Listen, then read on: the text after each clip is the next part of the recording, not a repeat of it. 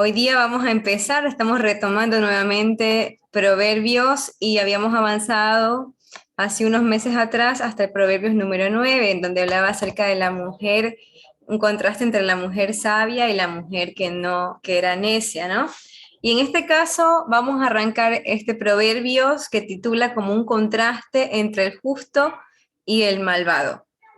Entonces, a través de todos estos proverbios se va a hacer un contraste entre la persona que es sadí, que es justa, es decir, que obedece los mandamientos del Señor, y aquella persona que no obedece los mandamientos del Señor. Y dice así, Proverbios 10:1, los proverbios de Salomón: el hijo sabio alegra al padre, pero el hijo necio es tristeza de su madre. Los tesoros de maldad no serán de provecho, mas la justicia libra de la muerte. El Señor no dejará padecer hambre al justo, mas la iniquidad lanzará a los impíos. La mano negligente empobrece, mas la mano de los diligentes enriquece. El que recoge en el verano es hombre entendido, el que duerme en el tiempo de la siega es hijo que avergüenza. Verso 6. Hay bendiciones sobre la cabeza del justo, pero violencia cubrirá la boca de los impíos. La memoria del justo será bendita, mas el nombre de los impíos se pudrirá. El sabio de corazón recibirá los mandamientos, mas el necio de labios caerá. El que camina en integridad anda confiado, mas el que pervierte sus caminos será quebrantado. El que guiña el ojo acarrea tristeza, y el necio de labios será castigado. Manantial de vida es la boca del justo, pero la violencia cubrirá la boca de los impíos. Verso 12. El odio despierta rencillas, pero el amor cubrirá todas las faltas. Entonces, en esta noche vamos a intentar llegar hasta el verso número 12 de este hermoso capítulo 10 de Proverbios. Verso número 1 empieza diciendo así: el hijo sabio alegra al padre, pero el hijo necio es tristeza de su madre. Y esto lo podemos ver que es una realidad, porque generalmente pasa que la madre dedica mucho tiempo al cuidado de su hijo, y en este caso pues puede ser hijo o hija, pero la cuestión es que la madre tiene esa ilusión de que su pequeño, cuando sea grande, sea realmente un hombre modelo o una mujer modelo, ¿no? Pero la realidad es que cuando el padre, o sea, la reacción del padre cuando el hijo hace algo bueno dentro de su desarrollo, es como de enorgullecerse, de decir, ese es mi hijo, qué bien lo hizo mi hijo. Pero cuando el hijo se equivoca, más bien pasa que la tendencia del hombre es culpar a la madre. Muchas veces hemos escuchado decir al papá, ahí está tu hijo, ¿no? En algunos casos de tal vez padres que no han llegado a comprender totalmente su rol de participación dentro del hogar. Ahí está tu hijo, mira lo que está haciendo tu hijo, ¿no? Porque la naturaleza del hombre es siempre buscar un culpable de lo que sucede, como lo hizo Adán, que culpabilizó, que le echó la culpa a Eva, ¿no? Cuando pecó, ¿no? Si bien Eva fue la primera en pecar, cuando él también come de la fruta, participa del pecado, o sea, decide comer, sin embargo, él dijo, fue la mujer que me diste, es como respuesta a Dios, me hizo comer del fruto, ¿no? Entonces vemos que se sigue replicando esta actitud de siempre como culpabilizar a alguien, en este caso, si el hijo comete un error o el hijo no le va bien en algún asunto, pues él dice o se porta mal, ahí está tu hijo, ¿no? Sin embargo, cuando hace algo bien, ese es mi hijo, salió igualito a mí, es algo que ocurre cotidianamente. Que los aciertos, pues, de los hijos son suyos, pero los errores son siempre de la mamá. Entonces, ¿qué nos toca meditar acerca de esto en relación a nuestros hogares? Bueno, como padres, saber qué acción estamos tomando, pero sobre todo como hijos, y aunque seamos hijos tal vez ya un poco mayores, mientras tengamos la dicha de tener a nuestros padres vivos, siempre debemos honra a ellos, ¿no? Y tenemos que pensar si lo que estamos trayendo a su vida, a la vida de nuestra madre o de nuestro padre, es tristeza o es alegría.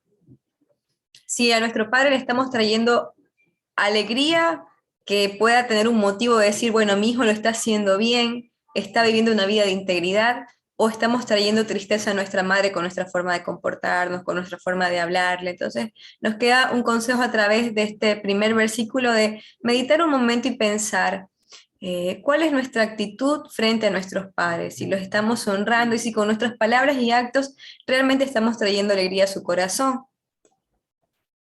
El siguiente verso dice que los tesoros de maldad no serán de provecho. Estamos haciendo nuevamente un contraste entre el hombre justo y el hombre malvado.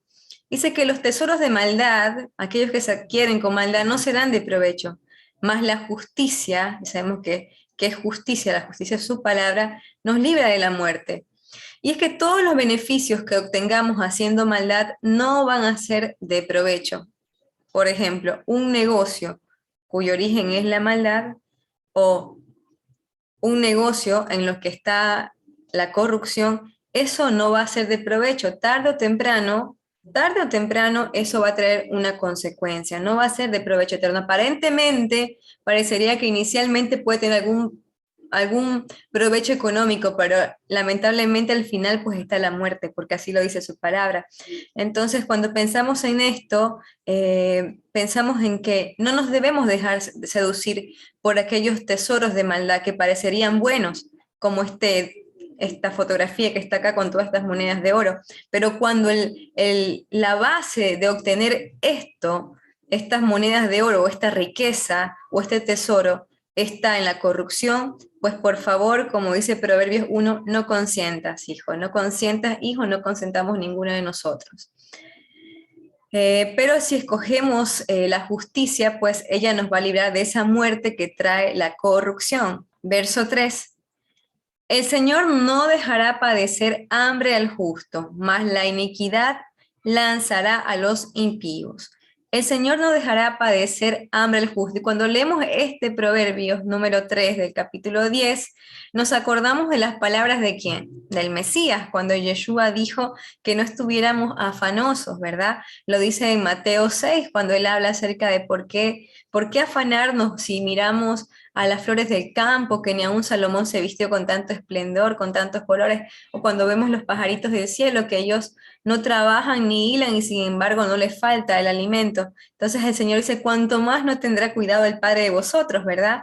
Y dice en el verso 31, no os afanéis pues diciendo, ¿qué comeremos o qué beberemos o qué vestiremos? Porque los gentiles buscan todas estas cosas, pero vuestro Padre Celestial sabe que tienes necesidad de todas estas cosas. Mas busca primeramente el reino de Dios y sus justicias, y todas estas cosas te serán añadidas. Entonces dice que es una promesa, podemos descansar en su promesa de que ese alimento en nuestra mesa nunca va a faltar, que el sustento en nuestras vidas nunca va a faltar, porque es una promesa del Señor cuando nos mantenemos en integridad, nos mantenemos en sus mandamientos, obedeciendo su palabra, demostrándole que le amamos como lo dice su palabra a través de la obediencia a sus mandamientos, pues el Señor promete para nosotros que jamás faltará ese alimento. Sin embargo, la iniquidad lanzará a los impíos. Y acá cuando habla de iniquidad, habla acerca de esta palabra que es en sentido de codiciar con ansia. Recuerde que veníamos hablando de los tesoros, ¿no? De la corrupción, cuando a veces muchos podrían obtener riquezas a través de la corrupción, de un negocio ilícito, ilegal, por ejemplo, el narcotráfico, o por ejemplo podría ser algo tan sencillo como dejar de pagar impuestos, que te proponga que vas a ahorrar dinero si vas excluyendo impuestos o vas de alguna manera buscando algún medio para poder no pagar impuestos. Esto podría también hacerte aparentemente ahorrar un poco de dinero y aumentar tu riqueza, pero lo estás haciendo de una forma ilegal porque no estás obedeciendo los mandamientos del Señor. El Señor dijo, Jesús dijo, dar al César lo que es de César y a Dios lo que es de Dios. Es decir, que los impuestos hay que pagarlos, todo lo que incluye un negocio, porque tenemos que ser íntegros en toda nuestra forma de vivir, tanto dentro de nuestro hogar como en nuestro trabajo, como en todas nuestras acciones y en todos nuestros negocios. Pero el que en cambio incurre en estos negocios ilícitos y va con todo este sentido de codicia, con ansia, como lo expresa esta palabra iniquidad, en su maldad lanzará, o sea, rápidamente a los impíos. Y esta palabra de lanzará Es la palabra hadad, que tiene que ver con lanzar o empujar hacia abajo. Es decir, que va a ser empujado a los impíos hacia dónde? Hacia abajo, porque tarde o temprano esto va a traer consecuencias. Verso 4. La mano del negligente empobrece, mas la mano de los diligentes enriquece. Acá nuevamente un contraste. El justo y el malvado. El malvado, negligente. El justo, diligente. Dice que la mano de este negligente empobrece.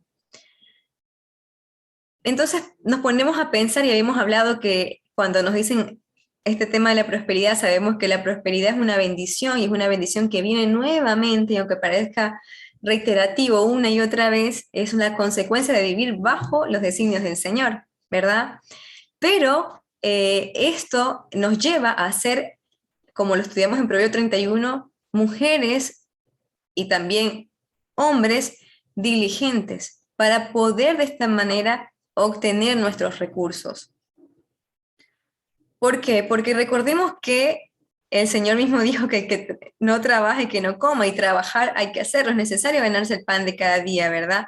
Él lo dijo desde el principio, con el sudor de su frente, el trabajo no es fácil, el trabajo cuesta, pero es necesario trabajar, y es necesario hacerlo, como lo dice la definición de diligente, hacerlo con cuidado, con esmero y con interés nuestro trabajo, y no simplemente, como lo dice la palabra negligente, no ser efectivos en nuestra labor.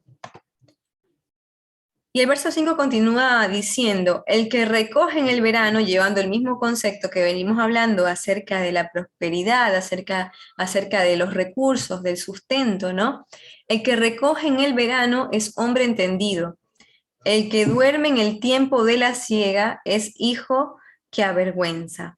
Porque justamente ese hombre diligente es el hombre que va a ser precavido, y en el tiempo de verano él va a recoger, va a guardar sustento. ¿Y cuál sería el verano en nuestras vidas? Pues el verano en nuestras vidas tiene que ver con el sol, ¿no? Con todo esto de poder cosechar, y tiene que ver con la etapa de la juventud, aquella etapa en la que tenemos toda la energía, las fuerzas, el ánimo, ideas, mucha vitalidad, incluso mental, para poder emprender.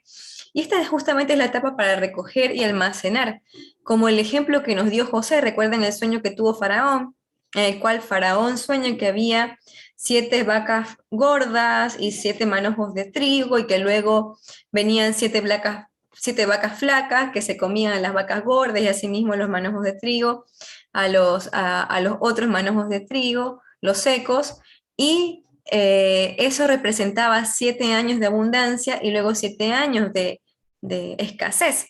¿Y qué fue lo que hizo José? José le dio la idea al faraón una vez que interpretó el sueño, pues le dijo que eran 7 años de abundancia y 7 años de escasez. Que guardaran, que cosecharan y trabajaran esforzadamente en el tiempo de la abundancia para que pudieran empezar a almacenar alimento. Y una vez que viniera la etapa, ese tiempo de escasez, pudieran tener todo ese alimento para nutrir al pueblo, entonces Egipto no iba a perecer, ¿no? De la misma manera, en la etapa de la juventud, es la etapa en la que podemos, no con ambición, no con ese punto de vista de ser ambicioso, pero sí de ser previsor para nuestra familia, ir guardando para aquello que vamos a necesitar tal vez en el futuro, porque recordemos que también el mismo Salomón dijo que hay tiempo de sembrar, ¿sí? Que hay un tiempo de abundancia, hay un tiempo de escasez, hay un tiempo de alegría, un tiempo de llanto. Entonces, hay un tiempo para todo, y la vida es cíclica. Cuando vienen buenos tiempos, también van a venir tiempos de escasez, pero podamos ser previsor como este hombre diligente o mujer diligente que recoge en el verano y es tomado como un hombre entendido. El que duerme en el tiempo de la siega es hijo que avergüenza. Y asimismo, pues en cambio, el que es negligente, pues tomará de la abundancia de los tiempos, gozará y se olvidará del resto de los días, como el hijo pródigo cuando recibió toda su herencia. La malgastó en un momento, ¿no? Y no dejó para el mañana. Entonces aquí a través de este versículo nos está haciendo un hincapié en que tenemos que ser previsores en que si hoy es nuestro buen tiempo, saber de que podemos tal vez ahorrar o economizar o a la vez almacenar cierto recurso que nos pueda llegar a servir para una etapa de escasez. Verso 6. Hay bendiciones sobre la cabeza del justo, pero violencia cubrirá la boca de los impíos. Hay bendiciones sobre la cabeza de los justos. Nuevamente decimos justos, sadik, que es el que guarda de forma irreprensible sus mandamientos. Dice que hay bendiciones. Entonces nos hace recordar de las promesas, las bendiciones y las maldiciones, ¿no? Las bendiciones para los que obedecen sus palabras en Deuteronomio 28, ¿no? La obediencia de obedecer sus mandamientos es una promesa, entonces hay bendiciones sobre la cabeza del justo. Sin embargo, la violencia cubrirá la boca de los impíos. Y esto es lo que vemos que la característica de las personas que tienen maldad engendrada en su corazón. Impíos tiene que ver con personas que están lejos de la ley del Señor. Justamente suelen tener un lenguaje muy violento. Generalmente tienen palabras de la amargura que hay dentro de sí, pues brotan de todo lo que hay dentro de su ser, esa maldad, palabras de violencia. Con su boca golpean, como la imagen que les he puesto aquí. Con su boca agreden. Muchas veces no es necesario, ¿no? Muchas veces puede suceder que no tengas que golpear a una persona para lastimarla terriblemente, incluso para toda la vida, simplemente con palabras que puedan ser violentas, que puedan afectar la integridad de la persona que recibe esa palabra. Nuevamente contraste entre el justo, la boca del justo y lo que recibe el justo y lo que sale del hombre impío, la violencia.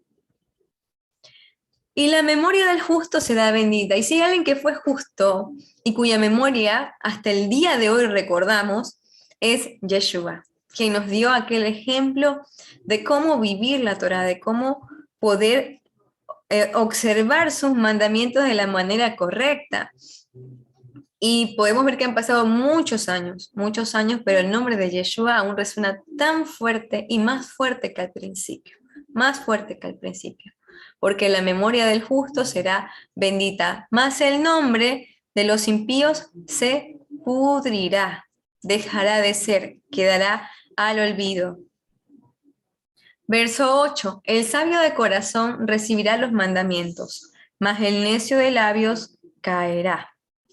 El sabio de corazón recibirá los mandamientos. Aquel que es sabio, aquel que es entendido, entonces va a recibir con alegría los mandamientos y de esa forma va a actuar a través de esas directrices en su comportamiento, en su vida. Pero en cambio el necio, que es necio de labios, caerá. Y vemos que repetidamente se nos habla en diferentes textos sobre lo que hablamos, ¿no? Constantemente se habla una y otra vez de los labios, de las palabras que se pronuncian a través de nuestra boca. Y esto es así porque la palabra que está en la boca del necio viene de un corazón que está lleno de aquella necedad. Jesús mismo lo dijo en Lucas 6:45, que el hombre bueno, del buen tesoro de su corazón saca lo bueno. Ese vendría a ser el hombre sabio que habla en la primera parte del verso 8. Pero el hombre malo, del mal tesoro de su corazón, saca lo malo, porque de la abundancia del corazón habla la boca. Es decir, que esta persona necia tiene necedad en su corazón. Entonces el necio de labios es una persona que lo que habla no edifica y tiende siempre a estar criticando, maldiciendo con su boca porque es lo que tiene dentro. Todo lo que sale de él, de su interior, es necio, es necedad. Y esto nos hace reflexionar porque vamos tomando todo a través de este contraste entre el justo y el malvado. Nos hace reflexionar qué es lo que estamos hablando, porque lo que estamos hablando es lo que está dentro de nuestro corazón. Y cuando estaba leyendo estos versículos y escuchando también lo que enseñaba Joseph acerca de este proverbio, me ponía a pensar en verdad de cuántas veces nosotros hablamos palabras necias. Y entonces no es que tal vez muchas veces salgan por salir, sino que debemos de pensar realmente qué es lo que hay dentro de nuestro ser, qué es lo que estamos cultivando dentro de nuestro corazón, porque de la abundancia del corazón, Jesús lo dijo, que habla nuestra boca. Y asimismo también dijo en Mateo 15:19, que todo esto de los malos pensamientos, hablamos que cuando hablamos corazón, decimos que también es voluntad, que también es mente, es pensamiento, ¿no? Que porque del corazón salen los malos pensamientos, los homicidios, los adulterios, las fornicaciones, los hurtos, los falsos testimonios y las blasfemias. Es decir, que todas estas cosas malas que una persona puede expresar a través de su boca o incluso a través de sus acciones, vienen de su pensamiento, ya están antes acá, no es que salen por salir, ya han crecido, ya han desarrollado y echado raíces dentro de la mente y el corazón de la persona necia hasta dar el fruto de la acción, como lo es el pecado, ¿no? El pecado no empieza por ejecutarse como un pecado, sino que empieza como una semilla de maldad, que luego crece y da sus frutos. Y nosotros nos preguntaríamos, y bueno, ¿cómo podemos cambiar este corazón y esta mente que muchas veces habla necedad? Pues la única manera de cambiar nuestro corazón, que tiende a ser siempre y a ver siempre lo malo de las personas, de estar criticando con sus labios, de estar hablando maldad, es llenar nuestra mente de su palabra.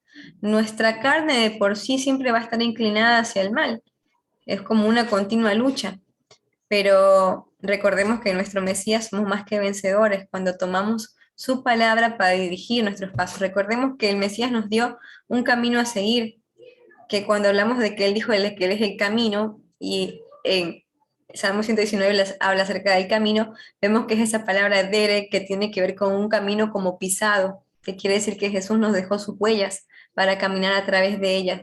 Entonces, solo cuando llenamos nuestra mente de su palabra, como lo que estamos haciendo hoy, cada día jueves cuando nos acercamos aquí a estudiar su palabra o en Shabbat o cada una en nuestro momento de intimidad con el Señor y de devocional, cada día que hacemos esto, pues estamos llenando nuestras mentes de las cosas de Dios y por tanto depurándonos de toda necedad. Por eso es tan importante que constantemente estemos meditando en su palabra, como lo decía, se lo dijo a Josué cuando fue a entrar y entró a la tierra prometida. Le dijo, mira que te mando que te esfuerces y seas valiente, lo repitió varias veces, pero no era esforzarse de fuerza, era esforzarse en meditar su palabra, ese era el objetivo, no era la fuerza que iba a tener en las guerras, no, era fortalecerse para nunca, nunca, nunca dejar de meditar día y noche en su ley, porque solamente entonces iba a hacer prosperar su camino y todo le iría bien. Verso 9, el que camina en integridad anda confiado. Este es el justo, mas el que pervierte sus caminos será quebrantado. El que camina en integridad. Entonces, aquí, ¿qué es la palabra integridad, no? Integridad, seguro, nos viene como la palabra paz, ¿no? Pero la integridad es la condición de una persona de mantener todas sus partes, estar de alguna manera completo. Eso es ser íntegro, es ser completo. Y esto no solamente incluye lo físico, sino también los valores y las convicciones. Cuando buscamos esta palabra en el hebreo, viene la palabra tamán, que significa completo y recto, justamente lo que hablamos. Y cuando pensamos en integridad, también surge el antónimo de la integridad, que es la corrupción, aquello que veníamos hablando desde el verso 1, que la corrupción está en contra de la integridad. El antónimo es la corrupción, la deshonestidad, ¿no? También. Y la integridad tiene que ver con lo que pienso, con lo que hago, sin disonancias. Muchas veces he utilizado este término de disonancia cognitiva, que es que muchas veces pienso una cosa, pero hago otra, ¿no? Pero integridad tiene que ver con eso, con pensar y hacer lo mismo, estar en sintonía, ambos, mi mente y mis acciones, ¿no? Porque no puede ser que mi mente tenga algo bueno, pero que mi boca hable algo malo, ¿no? Ya Jesús nos dijo que de la abundancia de nuestro corazón habla nuestra boca. Pero ser íntegro es justamente que no haya disonancias dentro de nosotros y que también lo que yo hago a solas sea lo mismo que lo que hago a la vista de todos. Es decir, que integridad es poder ser yo mismo en todas partes. Dicho de otra manera, ser sinceros en nuestra forma de vivir. sin hipocresía. Y acá les puse una imagen porque justamente esta mujer que está en el extremo, que está en la parte inferior, tiene una careta, porque podría llegar a ser que algunas veces parecemos íntegros frente a la gente, frente a nuestro prójimo, pero realmente nuestras vidas en el interior no están haciendo correctas. Nos estamos dejando llevar por la corrupción en nuestro trabajo, en nuestra casa. Voy a poner un ejemplo, simplemente como un ejemplo que les voy a compartir. Mi esposo estuvo por viajar ahora a Argentina, de Argentina a Ecuador, viajó para el matrimonio de Yami y Elvis, y sucede que tenía que hacer la prueba PCR para poder viajar, ¿no? Entonces, cuando estaba él en su trabajo, su jefa le dijo, pero no hagas la prueba PCR, porque mira, acá tengo el formato, te lo paso, PDF, solo tienes que cambiar el nombre y ya está, te sale negativo. Y con eso puedes viajar sin ningún problema, no pagues ni nada. Y bueno, obviamente mi esposo no lo aceptó, él fue, se hizo su PCR, la pagó como corresponde, los pesos que costó. Pero yo voy al punto de cómo el mundo está tan corrupto que no se da cuenta de una mentira de ese tamaño, ¿no? Puede pasar como un detalle, pero no lo es así, no lo es así. Otro ejemplo que podría ser un examen para los jovencitos que están tal vez más acá, están rindiendo un examen y de pronto la tentación de copiar. Hoy por hoy muchos exámenes son online, entonces queda mucho en la conciencia de cada persona qué es lo que está haciendo, si está siendo realmente íntegro con lo que está haciendo, en este caso, en su estudio, ¿no? Justamente en este ejemplo, ¿qué está haciendo? Eh, Últimamente di el examen de obesidad y fue justamente online porque también por la pandemia no hemos podido estar en presencial, y veía cómo en el chat del grupo de todos los que estábamos dentro de la diplomatura, empezamos a preguntar, ¿es la A, es la B, es la C? En la número 18 es tal, tal, tal. Yo decía, wow, o sea, es, ni siquiera es que pueden buscar en un texto, sino que directamente, no digo que esté bien lo de buscar en un texto, no, porque uno ya estudió y tiene que hacer lo que sabe y punto. Es Dios que te está mirando, no es el hombre. No te puedes engañar. Cuando respondes una pregunta y vos la copiaste de cualquier lugar y no la tenías en tu mente, es mentira. Y la mentira está en contra de la integridad, no es ser sincero. Pero el hecho es que se afloraba tanto eso y era como una copiadera en medio de un chat. Wow, y yo decía, Señor, Padre amado, qué difícil que es guardar integridad hoy en día, qué difícil que es guardar integridad. Entonces, lo que nos da de consejo esto es que en todo lo que hagamos seamos íntegros. Si alguien nos dice, por ejemplo, otro ejemplo, nos envía a comprar algo y nos da cierta cantidad de dinero, y a veces podría decir una persona, bueno, pero voy a agarrar esto para lo otro, que los viáticos, no, es lo que es, costó esto, esto es lo que tiene que pagar. Entonces, sin aumentar ni reducir nada. Es decir, ser íntegros es poder hacer todo como corresponde de forma legal, porque hay alguien que nos mira y es Dios, y es a quien no queremos fallar, ¿no? Queremos ser íntegros, y para ser íntegros debemos obedecer sus mandatos, y sus mandatos incluyen justamente siempre hacer lo que a Él le agrada. Y si yo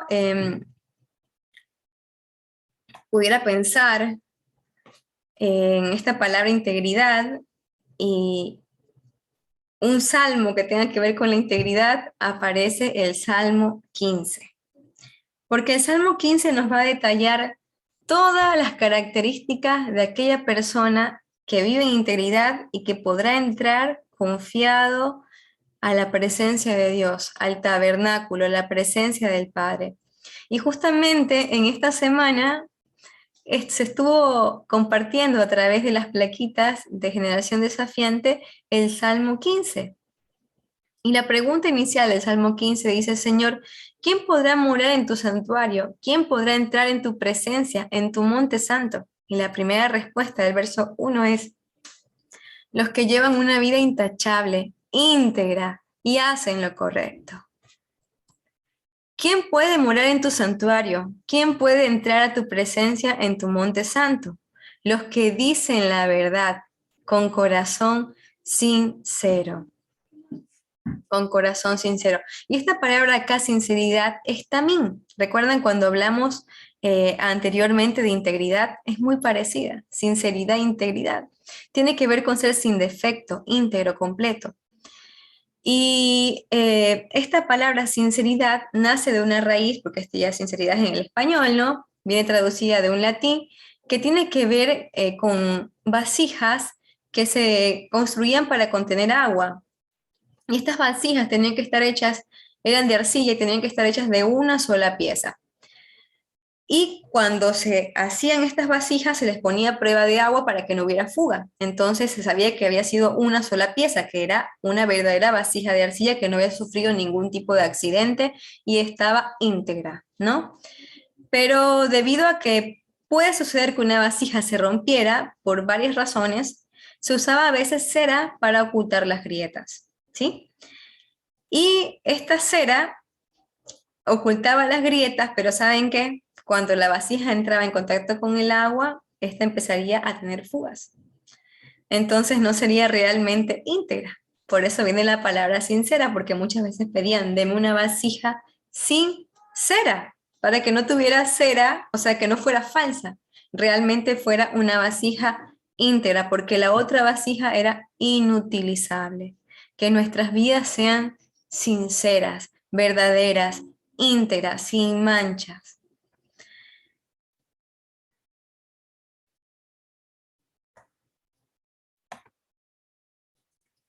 Verso número 3.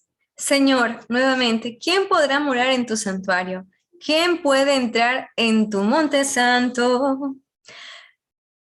Los que no se prestan al chisme, los que no dañan al vecino, los que no hablan mal de su amigo. Y fíjense que aquí tiene que ver todo esto con nuevamente la lengua. No se prestan al chisme. No dañan al vecino. ¿Cómo lo dañan? ¿No? Con la boca. Y no hablan mal de su amigo o de su prójimo. De su prójimo. Y es que las mujeres sí tenemos esa tendencia de hablar más de lo que debemos. Y muchas veces se podría incurrir en la buena intención de que te lo cuento para que oremos. Ay, mira, pobre hermana, está pasando por esto y lo otro, pero te lo cuento para que oremos. Debemos analizar la verdadera intención de nuestro corazón sincera. Si realmente, ¿cuál es la intención de nuestro corazón con esa persona? Porque tal vez si esa persona estuviera delante de nosotros no lo diríamos.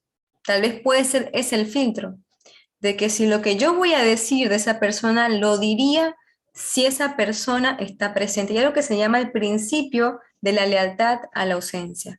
Es decir, yo no voy a decir nada de una persona si esa persona no está al frente, para que lo pueda escuchar. Entonces yo creo que si pasamos por el filtro de que si lo diría, si estuviera esa persona allí, pues hay muchas cosas que no diríamos, si respetamos realmente este principio de la lealtad a la ausencia. Entonces, y cuando dicen no hablan mal de su prójimo, de su amigo, a veces pensaríamos que es de nuestro prójimo, de aquel que está en la comunidad, de aquel que sirve con nosotros, y no lo es tanto así. Recordemos que nuestro prójimo más cercano es nuestra familia. A veces pensamos que nuestro prójimo es nuestro amigo, nuestro vecino. No es tanto así. Está bien, es nuestro prójimo, pero tenemos un prójimo más cercano al cual muchas veces no aplicamos los mandamientos de Dios, que es no hablar mal de mi esposo, no hablar mal de mi hermano, no hablar mal de mi padre o de mi madre a pesar de lo que sea. Guardar eso, guardar de alguna forma, cubrir su pecado, no quiero decir consentirlo, pero sí no ser nosotros difamadores de los errores de aquellas personas que Dios estableció como nuestra sangre, que Dios estableció como nuestros compañeros. Señor, ¿quién puede morar en tu santuario? ¿Quién puede entrar en tu presencia, en tu monte santo? Verso 4. Los que desprecian a los pecadores descarados y honran a los que siguen fielmente al Señor. Y esto me trae a la memoria 1 Corintios 5:9, en donde dice: os escribo por carta que no se junten con los fornicarios, no absolutamente con los fornicarios de este mundo o con los ávaros o con los ladrones, o con los idólatras, pues en tal caso no sería necesario salir del mundo. Más bien les escribí que no se junten con ninguno que, llamándose hermano, fuere fornicario, avaro, idólatra, maldiciente, borracho, ladrón, con tal ni aun comáis. Porque ¿qué razón tendría yo para juzgar a los que están afuera? ¿No juzgáis vosotros a los que están dentro? Porque a los que están fuera, Dios los juzgará. Quitad pues a ese perverso de entre vosotros. Y esto es así porque cuando este versículo lo leemos, dice que los que desprecian a los pecadores descarados, no tiene que ver con las personas de afuera, tiene que ver con aquel que llamándose hermano y compartiendo nuestra fe, aún persevera en el pecado. Ojo, no es lo mismo caer, no es lo mismo aquella persona que está queriendo obedecer al Señor, estamos ahí queriendo y caemos, fallamos, nos volvemos a levantar por la gracia del Señor, sus misericordias son nuevas cada mañana, seguimos a la meta. No es lo mismo que aquella persona que aún conociendo los mandamientos del Señor decide pecar y perseverar en ese pecado a pesar de la palabra de Dios. Eso se llama rebelión. Y a eso es lo que llama el Señor y lo que dice Pablo aquí, con tales ni siquiera aún comáis. En cambio, las personas que son del mundo no podemos vivir, no pudiéramos, como lo dice Pablo acá, no podríamos habitar en este mundo, porque entonces tendríamos que salir del mundo. Si decimos que no vamos a poder tener contacto, yo no me junto con mi compañero de trabajo porque mi compañera de trabajo porque ella come cerdo, no come kosher. No, no. Obviamente no voy a poder entablar una amistad profunda con esa persona, porque necesitamos compartir el mismo testimonio, la misma perspectiva de vida para poder tener una amistad, una relación más profunda con una persona, con una compañera. Pero sí podré compartir un momento, el momento del almuerzo en el trabajo, si es que una mujer trabaja y está desarrollándose en eso, si es una estudiante, ¿por qué no? Tal vez sea mi oportunidad de, con mi ejemplo, no con palabras muchas veces, sino con mi forma de ser, poder compartir el evangelio a esa persona, ¿verdad? Pero no al punto de hacerte amigo, porque imagínate que alguien, vos sabes que alguien es un corrupto, que está robando en su empresa, que está estafando incluso a pobres y esto, y vos tenés una amistad profunda con esa persona, pues ¿qué comunión tiene la luz con la tiniebla? Ninguna. Entonces, también nos lleva a esa reflexión, ¿no? Es a buscar ese equilibrio de poder ser sal y luz para el mundo sin mezclar la luz con las tinieblas, ¿no? Y lo mismo y más aún con nuestros hermanos que ya se consideran hermanos de la fe, pero que perseveran en el pecado. Y luego tenemos, Señor, ¿quién puede morar en tu santuario? ¿Quién puede entrar a tu presencia en tu monte santo? Los que prestan dinero sin cobrar intereses y no aceptan sobornos. Y no aceptan sobornos para mentir acerca de un inocente. Básicamente es seguir aquel mandamiento que nos dio nuestro amado Padre en Deuteronomio 23:19. Lo leo. Dice así: no exigirás de tu hermano interés de dinero, ni interés de comestibles, ni de cosa alguna de que se suele exigir interés. Del extraño podrás exigir interés, mas de tu hermano no lo exigirás para que te bendiga. El Señor tu Dios en toda obra de tus manos en la tierra donde vas a tomar posesión de ella. Y no aceptan sobornos. Bueno, justamente este mandamiento es el que nuevamente se trae a colación en este salmo, que es aquel que obedece este mandamiento de prestar dinero pero sin cobrar interés a tu hermano. Y aquí es importante hacer hincapié que dice a tu hermano, porque está en el contexto de Israel, no a tu hermano, no a los de afuera. Porque si pensamos en los de afuera, recuerden que también los bancarios más, digamos, importantes son justamente judíos. ¿Por qué? Porque no está mal cobrar interés a los de afuera, pero acá el mandamiento es cobrar interés a tu hermano, al tuyo. A ese no le puedes cobrar interés. Entonces aquel que no cobra interés podrá habitar en el monte santo del Señor, y aquel que no acepta sobornos para mentir acerca de un inocente. Es decir, yo te doy esto si tú dices tal mentira, si tú calumnias o tú dices que fue así lo que sucedió, para ayudarme a mí a oscurecer la vida de esta persona. ¿Cuánto mal podemos hacer con una palabra, con un falso testimonio? Podemos destruir la integridad y la vida de una persona, justamente lo que habla en Levíticos, que matamos, podemos matar, no matarás, a través de nuestra boca. Verso 10, el que guiña el ojo acarrea tristeza, y el necio de labios será castigado. Y venimos de este contexto pensando entre la corrupción, ¿sí? Hablamos de la corrupción y la integridad. Este contraste entre el justo y el malvado, la corrupción del malvado y la justicia o la integridad de la persona justa. Y cuando pensamos en guiñar el ojo, guiñar el ojo hace referencia al pecado, en realidad, es guiñar el ojo al pecado. Y es como pasar por alto, o podría entenderse como el que guiña el ojo, es como aquel que cierra el ojo para pasar por alto el pecado que está viendo. Aquello que está en contra de la Torá es aquella persona que hace algo, comete una transgresión, o ve que alguien cercano a él está cometiendo una transgresión y simplemente se hace de ojo gordo, como también suelen decir acá. De ojo gordo, o guiña el ojo para no ver la transgresión, pensando que al pasarlo por alto es como que no está sucediendo, pero esto es una actitud de falta de temor a Dios. Y esto es tremendo, ¿no? Porque dice Proverbios 1, hijo mío, cuando te quieran llevar por el camino del mal, estos perversos, no consientas, no consientas. Y también habla de no consentir el pecado, ¿no? No consentir o ser partícipe de alguna manera, no haciéndole ver a esa persona que pueda estar dentro de nuestra familia su pecado o su error.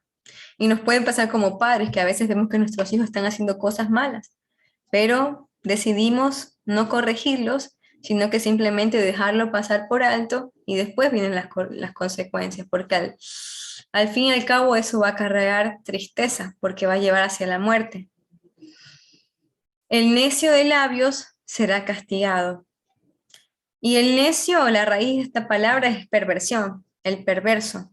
Entonces el perverso de labios será castigado. Esto es así porque cada cosa que sembramos dará su fruto, ¿no? Todo aquello que sembremos, de acuerdo a lo que sembremos, dará su fruto. Y recordemos nuevamente las palabras del Mesías, que dijo que de cada palabra ociosa daríamos cuenta. Se va a llegar el día en que de todas esas palabras ociosas o necias vamos a dar cuenta. Qué importante es recordar nuevamente esto, nuevamente, una y otra vez recordar de que nuestras palabras, algún día el Señor pues nos dirá, y que el Señor tenga misericordia de nosotros, pues pedirá cuenta de toda aquella palabra que salió de nuestra boca. Manantial de vida es la boca del justo, pero la violencia cubrirá la boca de los impíos. Manantial de vida, como esta imagen que ven acá, es la boca del justo.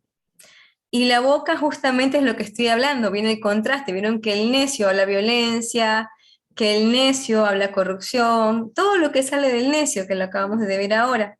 Pero en cambio lo que sale del justo es manantial de vida. Lo que está hablando el justo trae paz, trae reconciliación, trae un ambiente de tranquilidad, un ambiente de amor, de confianza. Y sin embargo, la violencia nuevamente cubrirá la boca de los impíos. El justo habla cosas de bendición, pero el necio cada vez que abre la boca provoca contención. Esto lo hemos visto así. Cuando el necio abre su boca, la abre para contender con su prójimo, con su familia. Y no trae bienestar, sino que destruye la armonía dentro de su lugar. Es como que siempre estuviera predispuesto a contender, siempre está dispuesto a llevar violencia y contención con su boca. El odio despierta rencillas, pero el amor, en cambio, cubrirá todas las faltas. El amor cubrirá todas las faltas. Verso 12. El odio despierta rencillas. Este es el último verso que vamos a ver el día de hoy. Estamos terminando. Y ahí vamos a dar un consejo especial que nos va a ser muy práctico en nuestras vidas con respecto a este verso.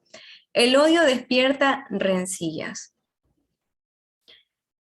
Y esto es así porque el hablar, justamente, palabras que traen conflicto, eh, palabras que traen rencilla, que traen peleas, en realidad está hablando de lo que hay dentro de la persona, porque es como un síntoma, es como cuando una persona tiene una enfermedad, pongámosle que una persona, una mujer, las mujeres, como este grupo de mujeres, vamos a hablar de una enfermedad de las mujeres, una infección de vías urinarias, vamos a poner un ejemplo.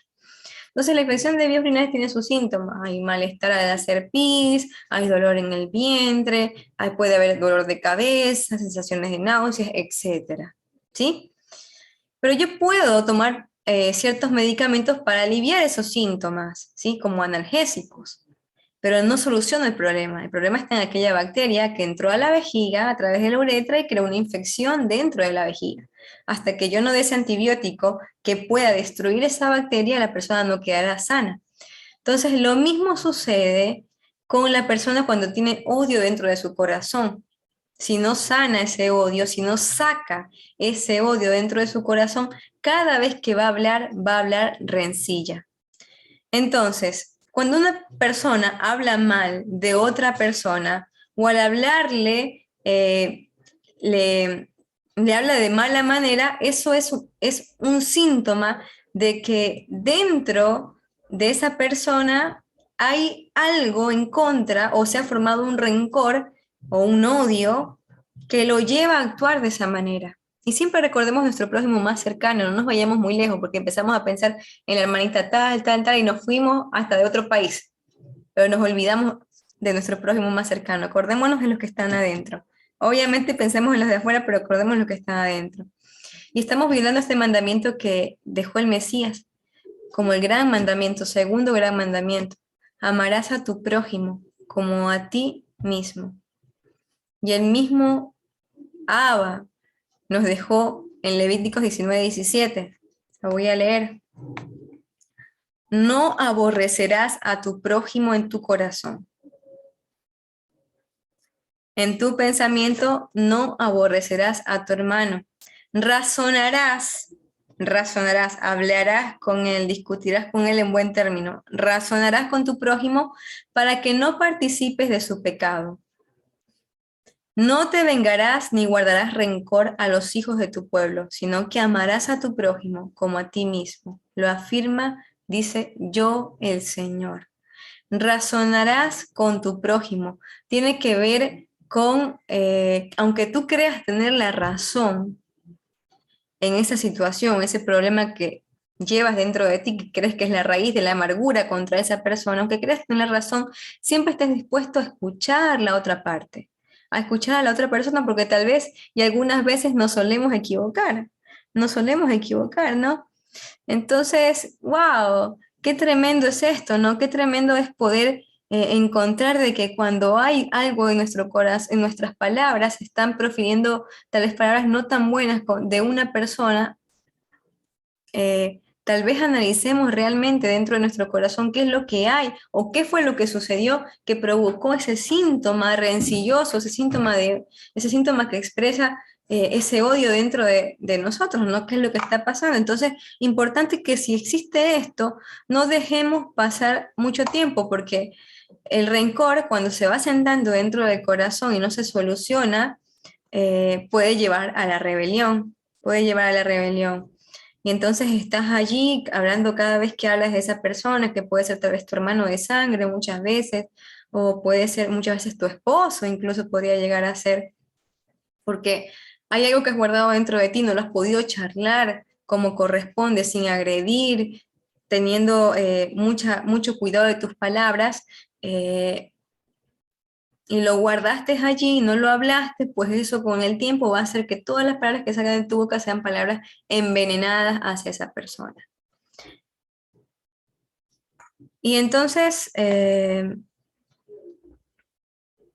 nos podemos volver nuevamente a analizar que el odio despierta rencillas, el odio despierta rencillas, es que si no puedo hablar dulce de una persona, tengo que pensar por qué estoy odiando a esta persona y ejercitarme en qué fue lo que hizo por qué estoy enojado, y una vez identificado, pues tenemos que hablarlo con esa persona.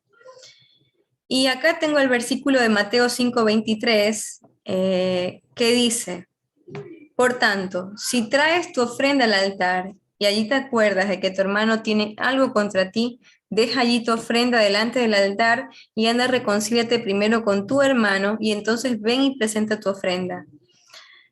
Y puede ser que a veces decimos, bueno, yo voy a orar delante del Padre, pero a veces nuestras oraciones tienen tropiezo. Y tienen tropiezo porque no hemos perdonado primeramente o no hemos primeramente puesto a cuentas con nuestro hermano con quien tenemos algún tipo de dificultad, algún tipo de, tal vez, de rencor. Ahora, esto tiene que también tener un equilibrio, ¿sí? ¿Por qué? Vamos acá al punto de equilibrio, porque si no también voy a empezar a pensar en este día, Mujeres de Oración, que tengo que, de toda persona que alguna vez hizo algo que no entró en la perfección de mi contenido, que lo que para mí es bien, lo que yo percibo como bien, pues con todas esas personas tengo que ir a hablar y decirles lo que me está pasando y contarles por qué me he enojado y lo que hay dentro de mi corazón y decírselo. No, hay un equilibrio para esto, porque recordemos la oración que hizo Yeshua, que nos enseñó el modelo de oración. Padre, Yeshua, ¿cómo tenemos que orar? Y dijo, ustedes orarán así: Padre nuestro que estás en el cielo, santificado sea tu nombre, venga a nosotros tu reino, hágase tu voluntad, o tu voluntad será hecha en el cielo como en la tierra. Danos nuestro pan de cada día. Perdona nuestras ofensas como también nosotros perdonamos a los que nos ofenden. Muchas veces tenemos que entender que no todas las personas con las que podemos hablar son personas que van a ser maduras. Y tenemos que también ser sabias en poder razonar si es mejor decidir perdonar a esa persona, borrar eso que puede haber generado en nuestro corazón, si está en nuestras manos hacerlo de esa manera, y perdonarlos porque nos es beneficioso. Nos va a ser beneficioso porque es el Señor que nos perdonará como nosotros perdonamos a los que nos ofenden. Y si en cambio estamos hablándole a todos los que nos ofenden, diciéndole a todos los que nos ofenden que no nos gustó lo que nos dijo, entonces imagínense, siempre vamos a estar hablando y hablando y hablando con otros de lo mismo con tal de sanar un corazón, cuando podemos realmente también aprender a perdonar y dejar el asunto allí, ¿no? Entonces, qué sabio esto de poder encontrar, que el Señor nos ayude, ¿no? A tener esa sabiduría para poder encontrar ese punto en el cual es necesario comunicarnos y hablar del tema para que no se genere en nuestro corazón ese rencor, y también que nos dé la sabiduría para saber cuándo tenemos que pasar por alto las ofensas, más y sobre todo cuando la persona quien ha realizado esa ofensa es una persona que es inmadura todavía, o es una persona que no es creyente en el Señor. ¿Qué vamos a hacer hablando con una persona que no tiene los mandamientos del Señor? No nos va a entender, es más, podemos ser hasta piedra de tropiezo. Entonces, que seamos sabios también en este consejo que estamos recibiendo por parte del Señor a través de la boca de Salomón en este día. Y para esto, cuando nos toque hablar con alguna persona, que puede ser nuestro esposo, cotidianamente con quien convivimos y con quien más podemos tener algún tipo de roce, o más que todo algún punto de vista diferente, ¿no? Sobre una situación, y algunas veces podemos salir un poco lastimados, pues podemos aplicar una técnica que es de comunicación asertiva, que se llama la técnica del sándwich. Y esta técnica del sándwich lo que dice es 3 puntos. Primero, voy a hablar acerca de algo positivo acerca de la persona, ¿sí? Es decir, vendría a ser la primera capa del pan. Elogios positivos, sentimientos positivos. En este caso podría ser, ¿sabes? Yo en realidad quiero que mis oraciones no tengan estorbo delante de Dios. Quiero hablar contigo de una situación en la cual tal vez no, quiero hablar contigo sobre una situación. Primeramente entiendo y sé que tú eres una persona muy amable, que siempre has tenido cosas positivas. Bueno, empezar a decir lo positivo de esa persona, que me has tratado con cariño muy tantas veces, pero luego viene el contenido del sándwich, el queso. En medio, aquello que se quiere corregir, pero esa situación que pasó el otro día, sabes, que me incomodó y trajo a mi corazón tristeza, y la verdad que me sentí un poco mal, y luego viene nuevamente la otra rebanada de pan, en donde dice nuevamente lo positivo, pero yo sé que tú lo hiciste tal vez sin querer, pero y sé que tienes muchas cosas buenas conmigo y sé que podemos mejorar y que bueno que siempre estás presto para ayudarme y me alegro tanto que estés en mi vida y etcétera, cada quien de acuerdo a su situación pues podrá decir las palabras pertinentes, pero es básicamente así. Primero reafirmación positiva, aquello que quiero corregir, y luego reafirmación positiva, de tal forma que la situación no termine con un malestar la conversación, sino que realmente sea edificante. Acá hay un ejemplo, por ejemplo, la técnica del sándwich. Primero, expresamos lo positivo, la primera rebanada de pan. Dentro del sándwich va la crítica o aquella cosa que hay que mejorar. Y en la siguiente rebanada del sándwich está, expresamos algo positivo, ¿sí? Por ejemplo, aquí pone un ejemplo, esta persona o esta chica, me encanta pasar tiempo contigo, le dice al esposo. Me gustaría que si vamos a cenar con tus padres me avises con tiempo. Es genial poder contar contigo para planificarme. Entonces, wow, que suena mucho mejor porque se está poniendo la parte crítica en el centro y no vamos hablando y criticando desde el principio porque la persona ya no escucha. Cuando uno empieza a criticar a una persona, ya la otra persona se cierra y no escucha. Y este ejemplo nos lo dio el mismo ángel del Señor, que es Yeshua, cuando habló a las iglesias. Y he traído aquí el ejemplo de la iglesia de Éfeso, que dice, escribe el ángel de la iglesia de Éfeso, el que tiene las 7 estrellas en su diestra, el que anda en medio de los 7 candeleros de oro, dice esto.